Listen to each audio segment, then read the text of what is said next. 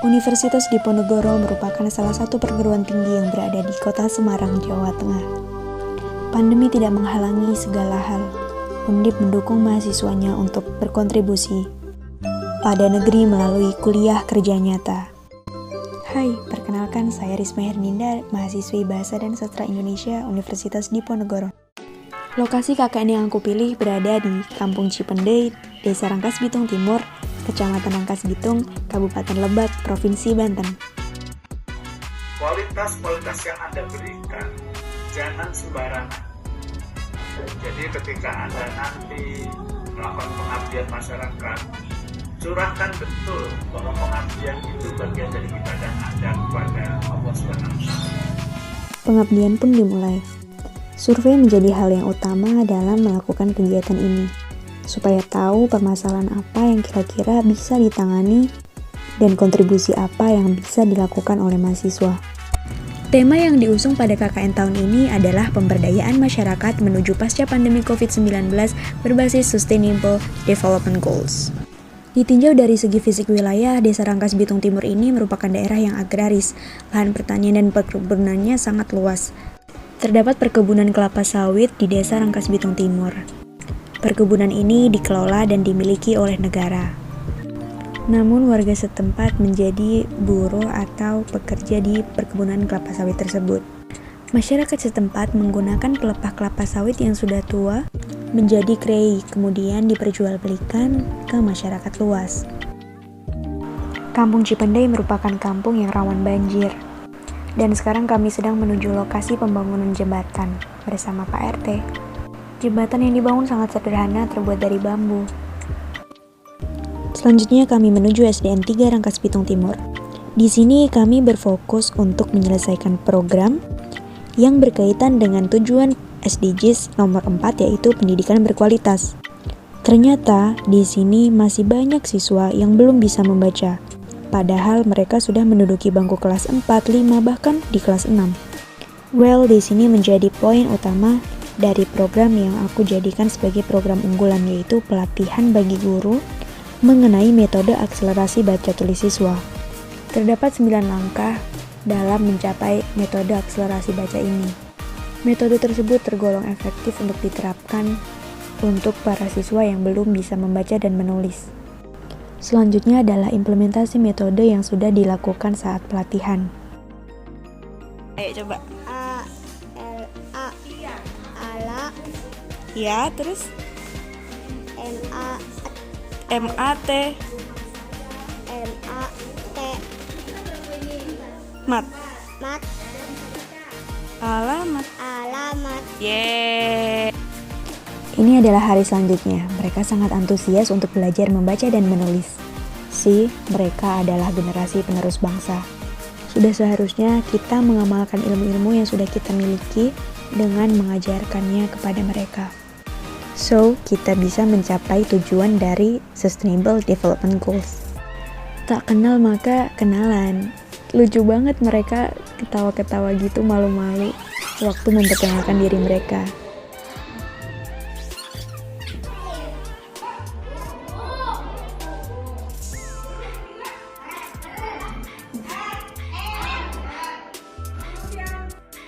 Setelah mengajari mereka, menguji adalah salah satu yang dapat dijadikan tolok ukur keberhasilan metode yang diterapkan.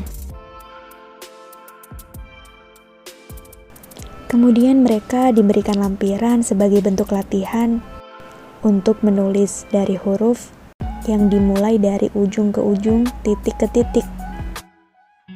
Program selanjutnya adalah sosialisasi vaksinasi COVID-19 untuk anak usia 6-12 tahun. Sosialisasi ini dilaksanakan secara online melalui grup WhatsApp yang terdiri dari para wali murid dan guru. Selain itu, dilakukan juga pemasangan poster supaya bisa dibaca oleh anak-anak.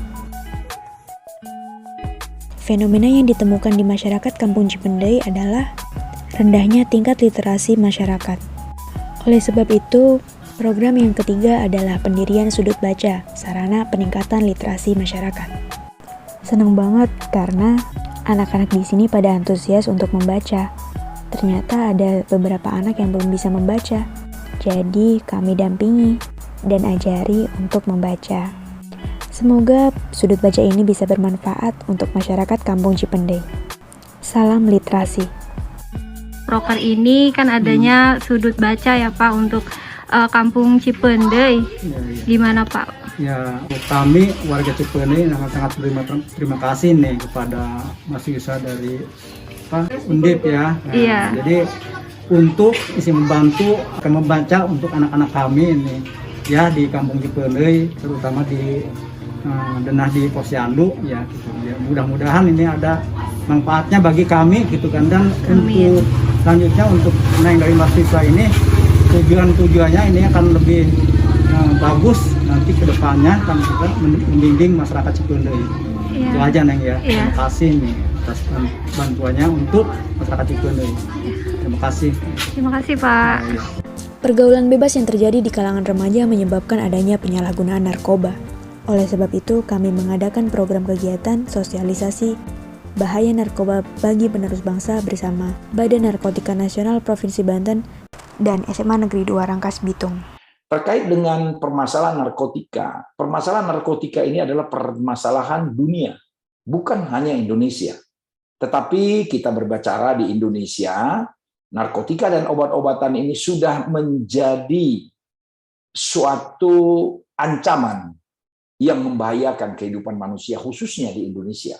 Narkotika sudah cukup banyak, sehingga Presiden kita, yaitu Pak Jokowi, telah menyatakan dalam rangka Hari Anti Narkotika Internasional, ya, internasional, Hari Anti Narkotika Internasional menyatakan bahwa Indonesia ini darurat narkotika dan obat-obatan.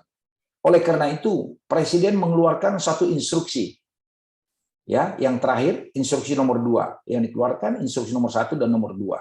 Instruksi nomor 2 tahun 2020, di mana isinya terkait dengan gerakan, ya, gerakan secara nasional, ya. Instruksi itu melakukan gerakan secara nasional, ya, untuk kita bersama-sama melakukan pencegahan, yaitu tentang P4GN, singkatannya adalah pencegahan, pemberantasan, penyalahgunaan, dan peredaran gelap narkotika dan obat-obatan. Yang terpapar narkotika dengan jumlah 43.000 jiwa, itu kalau dikumpulkan di lapangan bola atau di alun-alun kita yang ada di Serang itu sudah tidak muat. Kita bisa bayangkan, kalau segitu banyaknya yang terpapar, bagaimana ke depannya? Karena para sindikat narkotika ini terus berkembang dan terus melakukan aksinya. Di situasi COVID-19 ini bukan menjadikan mereka untuk menjadi surut. Bahkan mereka tetap melakukan peredaran dan penyalahgunaan dengan situasi-situasi COVID-19. Nah, oleh karena itu, mari saya mengajak kepada seluruh anak-anakku SMA 2 Negeri 2 Rangkas Bitung, mari kita untuk membangun komitmen untuk mengatakan tidak terhadap narkotika, dan kita jangan pernah memberi ruang kepada para penyalahguna dan peredaran gelap narkotika untuk melakukan aksinya. Kita jangan pernah memberikan ruang dan tempat kepada mereka. Sebab kalau kita tidak care atau tidak peduli terhadap peredaran dan penyalahgunaan narkotika dan obat-obatan ini, maka negara kita akan terancam dengan kehancuran karena narkotika dan obat-obatan.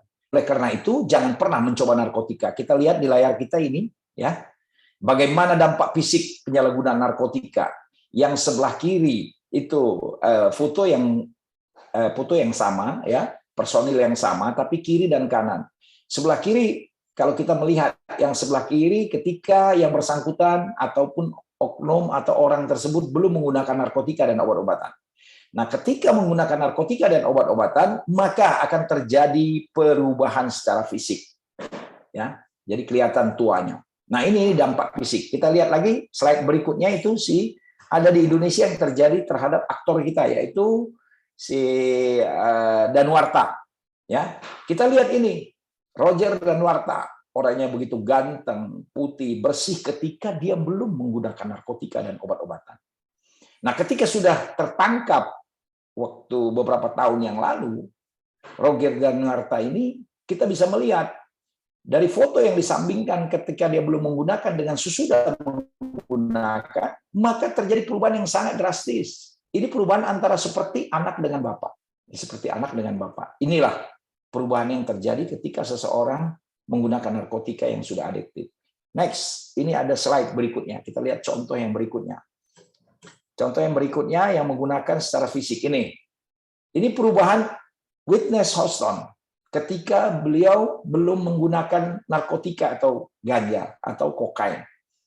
Foto yang sebelah kiri, kalau kita lihat dari pandangan kita, itu waktu Whitney belum menggunakan narkoba. Nah, kita melihat ketika sudah menggunakan narkoba dan adiktif, ya, miris sekali kita melihat wajahnya, perbandingannya seperti anak dengan orang tua. Akhir.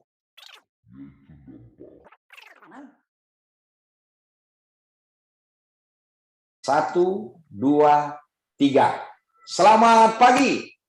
Pagi. Luar biasa.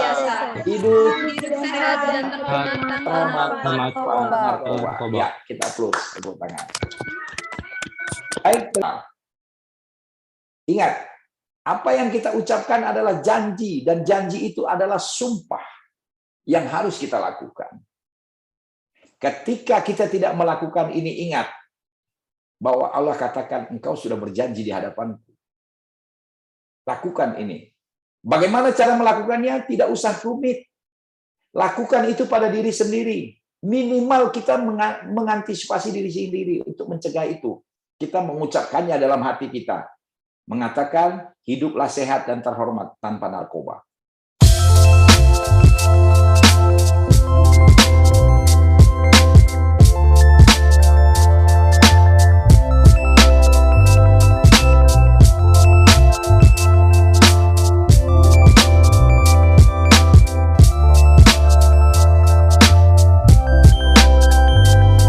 Terima kasih.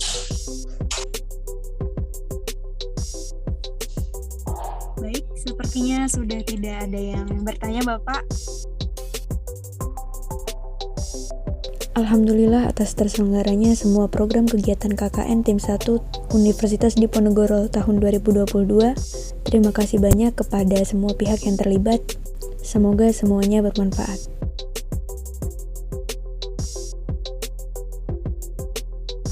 Kita akan terhindar atau lebih imun terhadap virus tersebut. Kami juga sangat terbantu dengan kehadiran saudari-saudari semuanya yang sudah bersedia membantu mengajar siswa kami, terutama dalam membantu membaca. Saya bisa mengucapkan banyak terima kasih. Hanya itu yang bisa saya bantu, dan mohon maaf mungkin ada masyarakat yang ditemuin menjaga kultur itu ya, memang seperti itu. Tapi wilayah kami itu memang majmuk sekali. Masyarakat Ujung Timur ini sudah kumpulan orang berbagai macam, dari berbagai daerah hadirnya di sini, apalagi dengan perumahan. Jadi secara pemerintahan desa tidak mendengar apa-apa. Saya ucapkan terima kasih banyak. Memang programnya sesuai dengan perjalanan sekarang kan ya, ada COVID di SD3 anak usia dini ya. Iya. Mungkin itu saja yang bisa saya sampaikan. Terima kasih sama ini. Dan mohon maaf hanya bisa ini yang bisa disuguhkannya. Dengan data hanya seperti itu. Maksud dan masing-masing kepengurusan. LBDJS present.